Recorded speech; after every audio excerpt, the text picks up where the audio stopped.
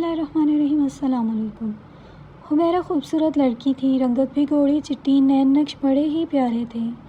جو اسے ایک بار دیکھے وہ نظریں پلٹنا بھول جاتا تھا۔ اپنے والدین کی اکلوتی بیٹی تھی، گاؤں کے کسان کی بیٹی تھی۔ جو اسے دیکھتا اس پر دل ہار بیٹھتا، لیکن عمر گزرنے لگی تھی، اس کا رشتہ نہیں ہو رہا تھا۔ ہاجرہ بی بی اپنی حسین بیٹی کے لیے بے حد پریشان رہتی تھی۔ حمیرہ عبدالقیوم اور ہاجرہ کی اکلوتی بیٹی تھی۔ حمیرہ کی عمر 22 سال ہو چکی تھی، لیکن جو بھی رشتہ آتا تھا انکار کر کے چلا جاتا۔ حالانکہ دیکھنے میں جتنی وہ حسین تھی، لوگوں کی نظریں اس پر پڑتی تو پلٹنا بھول جاتی تھی۔ گھر گھریستی سے بھی اچھی طرح سے واقف تھی۔ کھانا پکانا، سینہ پرونا، سب کچھ حمیرہ کو آتا تھا۔ مسئلہ صرف اس کی زبان کا تھا۔ وہ تتلا کر بولتی تھی، اور یہ اس کا پیدائشی مسئلہ تھا۔ گاؤں میں اس مرض کا کوئی علاج نہ تھا، اور شہر کے اخراجات عبدالقیوم برداشت نہیں کر سکتا تھا۔ اس نے بہت کوشش کی کہ وہ حمیرہ کا ہر ممکن علاج کروا سکے، لیکن کوئی بھی فرق نہیں پڑا تھا۔ اس بار تو ہاجرہ بی بی کی آنکھوں سے آنسو بہنے لگے۔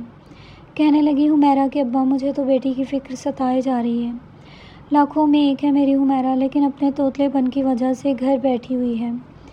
جانتے ہو، کل اس کی سہیلی امرین کا بھی رشتہ طے ہو گیا، اگلے مہینے اس کی بھی شادی ہے۔ حمیرہ کی ساری سہیلیوں میں بس ایک امرین ہی بچی تھی، کل کو وہ بھی رخصت ہو جائے گی۔ پھر اس نے گہری ٹھنڈی سانس لی، کہنے لگی، پتہ نہیں میں اپنی بچی کی خوشیاں کب دیکھوں گی۔ عبدالقیوم نے اپنی بیوی کے بہتے ہوئے آنسو اپنے ہاتھ کے پشت سے صاف کیے۔ کہنے لگا، نیک بخت کیوں پریشان ہوتی ہے؟ ارے جوڑے تو اللہ نے آسمانوں میں بنا رکھے ہیں، ہماری کوئی طاقت تھوڑی ہے۔ جس رب نے حمیرہ کو توتلی زبان دی ہے، اس کے لیے کچھ نہ کچھ تو سوچا ہوگا، تو فکر نہ کر۔ دیکھ لینا میری بچی کا نصیب کتنا اچھا کھلتا ہے، اپنے گھر میں راج کرے گی، راج۔ عبدالقیوم کی بات سن کر ہاجرہ بی بی دوپٹے سے اپنے آنسو والے صاف کرنے لگی۔ کہنے لگی، راج تب کرے گی جب گھر سے رخصت ہوگی۔ حمیرہ کے ابا، کچھ تو کوشش کرو، کہیں تو بات چلاؤ۔ عبدالقیوم نے گاؤں کے چند لوگوں سے حمیرہ کے رشتے کے لیے بات کرنے کے لیے کہا۔ کچھ دن بعد ہی توقیر نامی ایک شخص کا رشتہ آیا حمیرہ کے لیے۔ اس کی والدہ نے حمیرہ کو پہلے ہی سمجھا دیا تھا، لڑکے والوں کے سامنے زیادہ بات چیت نہ کرنا، کوشش کرنا کہ بس ہاں میں ہی جواب دو۔ حمیرہ نے ہاں میں سر ہلا دیا۔ جب رشتے والے دیکھنے آئے تو حمیرہ چپ ہی رہی، زیادہ بات چیت نہیں کی۔ توقیر کی ماں کو تو دیکھتے ہی پسند آ گئی۔ رشتہ دوسرے گاؤں سے آیا تھا، اس لیے حمیرہ کا توتلا پن ان پر ظاہر نہیں ہوا۔ توقیر کے والدین کو شادی کی جلدی تھی۔ توقیر کی ماں کو حمیرہ بے حد پسند آ گئی تھی، اس لیے اس نے فوراً سے رشتہ طے کیا۔ کہنے لگی کہ 2 ماہ میں ہی شادی چاہیے، اور ہم دوسرے گاؤں سے آئے، اس لیے بار بار اس گاؤں کے چکر نہیں کاٹ سکتے۔ رشتہ پکا ہوتے ہی شادی کی تاریخ بھی پکی کر دی گئی۔ ہاجرہ بی بی تو بے حد خوش تھیں، اس کے دل کی مراد پوری ہو گئی تھی۔ عبدالقیوم نے کہا، دیکھ لیا نیک بخت، اللہ نے کیسا سونا جوڑ ملایا ہے میری بیٹی کا۔ ہاجرہ بی بی کہنے لگی، ٹھیک کہتے ہو جی آپ، اللہ ہی بچیوں کے نصیب اچھے کرتا ہے۔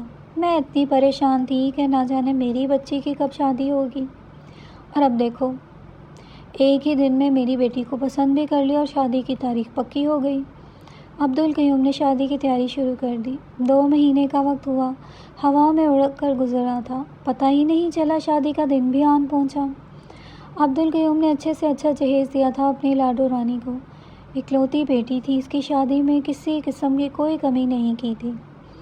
عبدالقیوم نے قرضہ تک اٹھایا تھا، لیکن باراتیوں کو اچھا کھانا کھلایا تھا کہ سب انگلیاں چاٹتے رہ گئے تھے۔ بیٹی رخصت ہو کر اپنے سسرال گاؤں چلی گئی۔ ہاجرہ نے شکر کا سانس لیا، کہنے لگی، عبدالقیوم اب پیسے جوڑو اور حج کی تیاری کرتے ہیں۔ اللہ پاک نے ہماری بچی کو اپنے گھر کا کر دیا ہے، اب میں بے فکر ہو گئی۔ عبدالقیوم نے بھی کہا کہ بس ذرا بیٹی کی شادی میں لیے ہوئے قرضے اتار لوں تو پیسے جمع کر کے انشاءاللہ اگلے سال حج کو جائیں گے۔ لیکن کیا خبر تھی کہ آگے کیا ہونے والا ہے۔ حمیرہ اپنے سسرال پہنچی تو سب نے اس کا بہت اچھا استقبال کیا تھا۔ توقیر تو اپنی بیوی کے حسن کو دیکھ کر فرفیتہ سا ہو گیا تھا، دل جذبات سے مچلنے لگا تھا کہ کب رسمیں ختم ہو اور کب اس کی سنگت نصیب ہو۔ تمام رسموں کی ادائیگی کے بعد جب توقیر کمرے میں آیا تو چہرے پر دل فریب مسکراہٹ سجی ہوئی تھی۔ دوسری جانب حمیرہ بہت شرمائی سی بیٹھی ہوئی تھی۔ اماں نے خاص تاکید کی تھی کہ شوہر سے بھی زیادہ بات چیت کرنے کی ضرورت نہیں ہے، اس لیے توقیر اس کے پاس آ کر بیٹھا، اسے منہ دکھائی دی، انگوٹھی پہنائے، اس کے حسن کی تعریف کی تو وہ بس شرمائے جا رہی تھی۔ شادی کی پہلی رات تھی، اس لیے توقیر نے بھی حمیرہ کی خاموشی کو شرم و حیا ہی سمجھ کر کچھ نہیں کہا تھا۔ بہرحال وہ حمیرہ کے حسن کا گرویدہ ہو چکا تھا۔ صبح اٹھتے ہی جب اس نے حمیرہ کی آواز سنی تو چونک کر رہ گیا تھا۔ وہ نہا کر باہر نکلی تھی، تولیے سے اپنے بال پونچھ رہی تھی تو اس کو بھی اٹھانے لگی کہ اٹھ کر نہا دھو کر تیار ہو جائیں، سب کے ساتھ ناشتہ کرنا ہے۔ یہ سب الفاظ وہ اپنی توتلی زبان میں کہہ رہی تھی۔ یہ سن کر تو توقیر حیرت میں آ گیا تھا، فوراً سے اٹھ کے بیٹھ گیا، کہنے لگا حمیرہ یہ تم کیسے بات کر رہی ہو؟ دیکھو میں مذاق کے موڈ میں نہیں ہوں، اس لیے بہتر ہوگا کہ تم ٹھیک سے بات کرو۔ یہ سن کر حمیرہ جو توتلی زبان میں بول رہی تھی ایک دم چپ سی ہو گئی۔ توقیر کہنے لگا چپ کیوں ہو، بات کرو مجھ سے۔ یہ سن کر حمیرہ کی آنکھوں سے موٹے موٹے آنسو بہنے لگے۔ اپنی توتلی زبان میں ہی اس نے توقیر سے بات شروع کی تھی، اس سے وہ جان گیا کہ وہ جان بوجھ کر ایسے بات نہیں کر رہی، وہ بولتی ہی ایسے ہے اور پیدائشی طور پر ہی اس کا یہ مسئلہ تھا۔ یہ سننا تھا کہ توقیر تو آگ بگولا سا ہو گیا تھا، کہنے لگا تمہارے ماں باپ نے مجھے دھوکہ دیا ہے، میں تو اینٹ سے اینٹ بجا کے رکھ دوں گا۔ حمیرہ کا بازو پکڑا اور غصے سے کمرے سے باہر آ گیا اور اپنی ماں کے سامنے اسے دھکیل کر زمین پر پھینکا، کہنے لگا اماں یہ کس مصیبت کو آپ نے میرے سر پر باندھ دیا ہے؟ لڑکی کو ٹھیک سے دیکھا نہیں تھا کہ بات کیسے کرتی ہے، بولتی کیسے ہے؟ ماں نے جب بیٹے کے خطرناک تیور دیکھے تو پریشان ہو گئی۔ ساری برادری ابھی بھی گھر میں موجود تھی، ولیمے کی تیاریوں کی باتیں ہو رہی تھیں اور بیٹے نے جو رنگ دکھایا تھا اس نے تو اپنی برادری کا بھی لحاظ نہیں کیا تھا۔ توقیر کی والدہ بیٹے کو گھورنے لگی، کہنے لگی کیا ہو گیا ہے، کیا برائی ہے لڑکی میں، اچھی خاصی تو ہے، کل تک تو تم بڑے خوش تھے۔ وہ کہنے لگا ماں توتلی ہے یہ، اس کے ماں باپ نے ہمیں دھوکہ دیا ہے۔ یہ سننا تھا کہ توقیر کی ماں کو بھی غصہ آنے لگا۔ برادری کی دوسری عورتیں بھی بھانت بھانت کی باتیں کرنے لگیں کہ حمیرہ کے والدین نے جان بوجھ کر بیٹی کا عیب ان سے چھپایا ہے۔ دیکھا جائے تو بات کسی حد تک درست بھی تھی، لیکن حمیرہ کا کوئی قصور نہیں تھا، بالکل بھولی بھالی تھی، جو کوئی اس سے کچھ کہتا فوراً سے مان لیتی، اس لیے ماں نے جو کہا اس نے بھی وہی کیا تھا۔ ماں نے بھی یہ سب کچھ مجبوری کی حالت میں کیا تھا، کیونکہ کئی رشتے حمیرہ کے آ کر واپس لوٹ کر جا چکے تھے۔ ولیمہ کیا ہونا تھا وہاں تو ایک پنچایت سی لگ گئی۔ عبدالقیوم اور ہاجرہ بی بی کو بلایا گیا۔ بڑی پریشانی میں وہ دونوں بیٹی کے سسرال پہنچے تھے۔ حمیرہ روئے جا رہی تھی۔ توقیر کی والدہ نے تو عبدالقیوم کو ذلیل کرنا شروع کر دیا، کہنے لگی کہ اپنی توتلی بیٹی کے لیے میرا ہی بیٹا ملا تھا، قربانی کا بکرا بنانے کے لیے۔ عبدالقیوم کہنے لگا کہ بیٹی کا توتلا پن ہمارے اختیار میں تو نہیں تھا، پھر آپ نے خود پسند کیا تھا، ہم نے تو آپ سے یہ نہیں کہا تھا کہ آپ بار بار یہاں پر تشریف نہ لائیں، یہاں میری بیٹی سے بات چیت نہ کریں، آپ خود ہی پسند کر کے دن طے کر کے گئی تھیں، شادی ہونے کے بعد اگلے روز آپ ہمیں یہاں بلا رہے ہیں۔ خود سوچے کہ کیا یہ حرکت باعزت دار گھر لوگوں کو زیب دیتی ہے؟ عبدالقیوم کی بات کوئی سنتا نہ، یہ گاؤں کا تھا اس کا تھا، نہ وہاں پر بیٹھی پنچایت۔ حمیرہ کی ساس کہنے لگی پہلے اپنی بیٹی کا عیب بتانا چاہیے تھا۔ عبدالقیوم کہنے لگا 100 عیب تو آپ کے بیٹے میں بھی ہیں، کیا آپ نے وہ ہمیں بتائے؟ لیکن خیر چھوڑیں، یہ کہنے کے بعد عبدالقیوم نے ان کے آگے ہاتھ جوڑے کہ خدا کے لیے میری بیٹی کی زندگی برباد نہ کریں، سوائے توتلا بولنے کے اس میں اور کوئی عیب نہیں ہے، وہ آپ کی بہت خدمت کرے گی، آپ کی فرما بردار رہے گی۔ عبدالقیوم نے رو رو کر ان کی منت سماجت کرنے میں کوئی کسر نہیں چھوڑی تھی۔ یوں سمجھے کہ اپنے سر کی پگڑی اتار کر ان کے پاؤں پر رکھی تھی، جو کہ گاؤں کے مردوں کے لیے بڑی شان اور عزت سمجھی جاتی ہے۔ بہرحال توقیر کی ماں نے خاموشی اختیار کر لی۔ توقیر کو بھی کہا کہ چلو صبر شکر کر لو، بیوی خوبصورت ہے، گھر کا ہر کام جانتی ہے، بس زبان کی توتلی ہے۔ توقیر نے بات تو مان لی تھی، لیکن یہ معاشرہ کہاں جینے دیتا ہے۔ اس کے دوست توقیر کو طعنے دینے لگے، تمہاری بیوی تو جس طرح سے بولتی ہے، تم تو اسے کسی شادی یا محفل میں لے جا نہیں سکتے، تمہیں سب کے سامنے شرمندگی اٹھانی پڑے گی۔ نندے بھابھی سے کام بھی کرواتی اور اس کی نقلیں بھی اتارتی تھی۔ جب بھی اس کی نان کی کوئی سہیلی اس سے ملنے آتی تو کہتی، بھابھی خدا کے لیے اس کے سامنے اپنی توتلی زبان سے بات مت کرنا، اور نہ ہی ہم ذلیل ہو کر رہ جائیں گے۔ لوگ ہم سے سوال کریں گے، بھائی میں ایسا بھی کون سا عیب تھا جو توتلی لڑکی سے شادی کروا دی۔ حمیرہ اپنے سسرال کا سخت آمیز رویہ دیکھ کر خون کے آنسو روتی تھی، لیکن چپ تھی کیونکہ گھر بسانا تھا۔ باپ نے بیٹی کا گھر بسانے کے لیے اپنی عزت کی پگڑی تک اس کے سسرال والوں کے پیروں پر بچھا دی تھی۔ اب باپ کی پگڑی کی لاش تو اسی نے رکھنی تھی۔ سب کی باتیں چپ چاپ سن رہی تھی۔ 6 ماہ بعد اس کی نند کا بھی رشتہ طے ہو گیا۔ نند کی شادی ہوئی بارات دوسرے گاؤں سے آئی تھی۔ جب حمیرہ کو توتلی زبان میں بات کرتے دیکھا تو سب کے سامنے توقیر کا مذاق بن گیا تھا کہ دلہن کے بھائی کی بیوی تو بچوں کی طرح بات کرتی ہے۔ توقیر اس قدر غصے میں آ چکا تھا کہ شادی ختم ہوتے ہی کہنے لگا کہ میں اس لڑکی کے ساتھ ایک دن نہیں گزاروں گا۔ اس وقت حمیرہ حاملہ ہو چکی تھی۔ 2 مہینے کا بچہ اس کے وجود میں تھا، لیکن توقیر نے طلاق دے کر دھکے مار کر اسے اپنے گھر سے نکال دیا۔ روتے دھوتے وہ اپنے گاؤں پہنچی تھی۔ باپ کے گھر کی دہلیز پر آئی تو ہاجرہ سر پکڑ کر بیٹھ گئی۔ بیٹی کو روتا دیکھ کر سمجھ گئی تھی کہ سسرال والوں نے اسے اپنانے سے انکار کر دیا ہے۔ عبدالقیوم سے کہنے لگی کہ جا کر توقیر کے گھر والوں سے بات کریں، ابھی میری بچی حاملہ ہے، اس لیے توقیر کی دی گئی طلاق اسے نہیں ہوئی۔ جب تک بچہ نہ ہو جائے صلح کا یہ ایک موقع باقی ہے۔ عبدالقیوم کہنے لگا کہ میں ایک بار اپنی عزت ان کے پیروں پر رکھ چکا ہوں، میری بیٹی مجھ پر بوجھ نہیں ہے، اب دوبارہ سے ان کی منت سماجت کر کے کسی بے مول چیز کی طرح اپنی بیٹی کو ان کے پیروں پر پھینک نہیں سکتا۔ میں جی بڑا کر کے اس وقت بھی صرف تمہارے کہنے پر یہ سب کیا تھا، لیکن اب نہیں کروں گا۔ ہاجرہ رونے لگی۔ حمیرہ نے جب یہ باتیں سنی تو صدمے کے مارے اس کا حمل ضائع ہو گیا۔ یہ اتنا بڑا صدمہ ہاجرہ کا دل برداشت نہیں کر پایا تھا۔ بیٹی کے گھر پہ آ کے بیٹھ گئی تھی۔ جب حمیرہ کو سامنے روتے ہوئے دیکھتی، درد کی لہریں سینے میں لگتی تھی۔ دل کو بہت سمجھاتی، دل کہاں ایسی باتوں کو سمجھتا ہے۔ بہت بیمار رہنے لگی تھی۔ حمیرہ کا ابا اسے بہت تسلی دیتا، کہتا تھا نیک وقت اللہ کی طرف سے آزمائش بھی انسانوں پر ہی آتی ہے، اور ان آزمائشوں سے نکالتا بھی خود اللہ ہے۔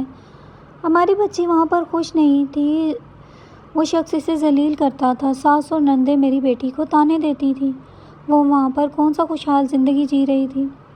ہاجرہ نے جب عبدالقیوم کی بات سنی تو کہنے لگی، میں اپنے گھر میں تو بسی ہوئی تھی نا، لوگوں کو یہ تو نہیں پتا تھا میری بیٹی اپنے گھر کی ہو چکی ہے۔ عبدالقیوم تعصب سے اسے دیکھنے لگا۔ اسے شاید اسی بات کی فکر تھی کہ بیٹی گھر آ کر کیوں بیٹھ گئی ہے۔ بہرحال گاؤں والوں نے بھی جینا حرام کرنا شروع کر دیا۔ ان کی بیٹی کا ہی کوئی قصور ہوگا جب ہی طلاق کا داغ لے کر آ کر گھر بیٹھ گئی ہے، اور عورت گھر بسانے کے لیے اپنی ہڈیوں کا سرما کیوں نہ بنا دے۔ طلاق ہونے کا الزام صرف عورت پر ہی لگایا جاتا ہے، مرد ہر حال میں بری ہو جاتا ہے۔ اس سے کوئی سوال جواب نہیں کرتا کہ تم نے کیوں کسی بچی کی زندگی کو برباد کر دیا، صرف لوگوں کی باتوں میں آ کر۔ بہرحال ہاجرہ بیگم کی طبیعت بگڑنے لگی اور ایک دن وہ جہان فانی کو چھوڑ کر کوچ کر گئی۔ ماں کے انتقال نے حمیرہ پر سختہ طاری کر دیا تھا۔ عبدالقیوم بھی ٹوٹ کر رہ گیا تھا، لیکن مرد تھا، باپ بھی تھا، اپنے آپ کو کمزور ثابت نہیں کرنا چاہتا تھا، اس لیے بیٹی کو بڑی تسلی دی۔ حمیرہ تو دیوانوں کی طرح سے روئے جا رہی تھی، کہتی تھی اماں نے میرا دکھ لے لیا، میرا غم اماں سے برداشت نہیں ہوا۔ سچ تو یہی تھا، ہاجرہ کو حمیرہ کا غم کھا گیا تھا۔ عبدالقیوم سوچنے لگا کہ طلاق دینے سے پہلے یہ بات مرد اور مرد کے گھر والے کیوں نہیں سوچتے۔ ہاجرہ اور عبدالقیوم کی شادی کو کئی سال بیت چکے تھے، لیکن اس نے کبھی بھی ہاجرہ کو پریشان نہیں کیا تھا۔ کبھی کوئی بات پر جھگڑا ہو بھی جاتا تو طلاق لفظ بھی زبان پر ادا نہیں کیا تھا، یا دھمکی کے طور پر کبھی طلاق نہیں کہا تھا۔ پتہ نہیں بیٹی کو کیوں ہو گئی تھی، کہتے ہیں کہ باپ کا دیا بیٹی کو بھرنا پڑتا ہے۔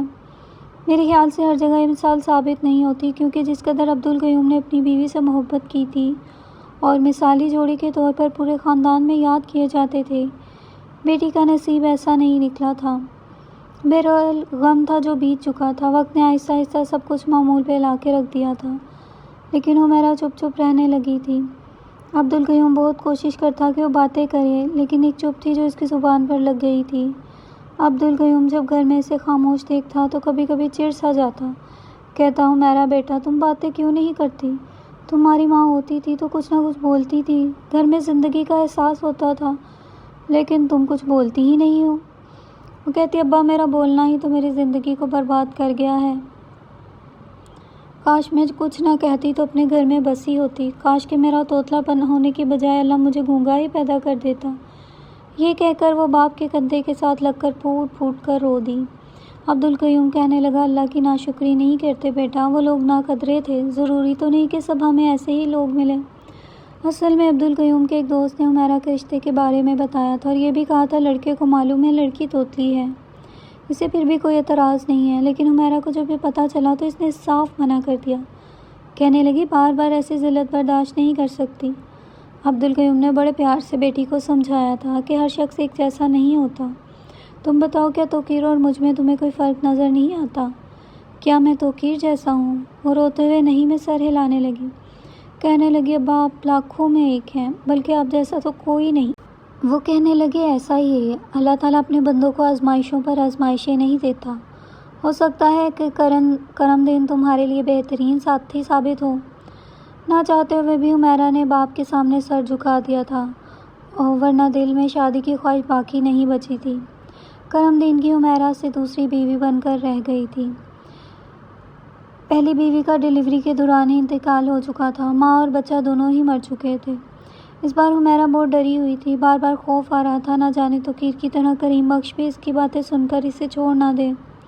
کریم بخش جب کمرے میں آیا تو ایک سیدھا سادہ سا نوجوان لگ رہا تھا، آ کر حمیرہ کے سامنے بیٹھ گیا۔ حمیرہ قدرے گھبرائی ہوئی تھی کہ زبان پر چپ کا تالا باندھ چکی تھی۔ کریم بخش نے اسے منہ دکھائی کی انگوٹھی پہنانے کے بعد جب بات چیت کی تو وہ کوئی بھی جواب نہیں دے رہی تھی، بلکہ رنگت بالکل اڑ چکی تھی، ہاتھ پاؤں برف کی مانند ٹھنڈے تھے۔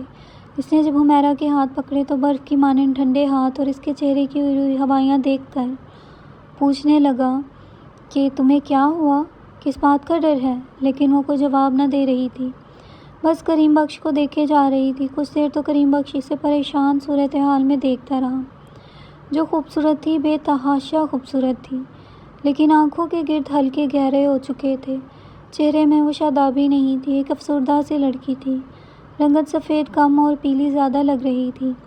پتہ نہیں کس چیز کا خوف تھا اس کو۔ بہرحال کریم بخش نے بہت چاہا کہ وہ بات کرے، لیکن وہ کچھ نہیں بولی۔ شادی کی رات بھی گزر گئی اور اس کے بعد بھی بہت سارے دن اور رات گزر گئے، لیکن حمیرہ بات نہیں کرتی تھی۔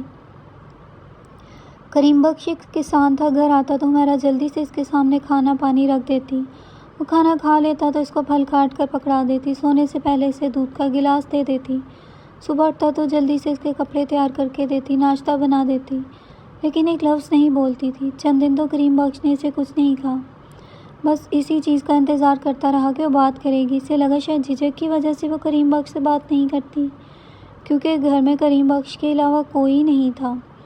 لیکن جب بہت سے دن گزر گئے تو کریم بخش نے خود ہی پوچھا کہ تم بات کیوں نہیں کرتی؟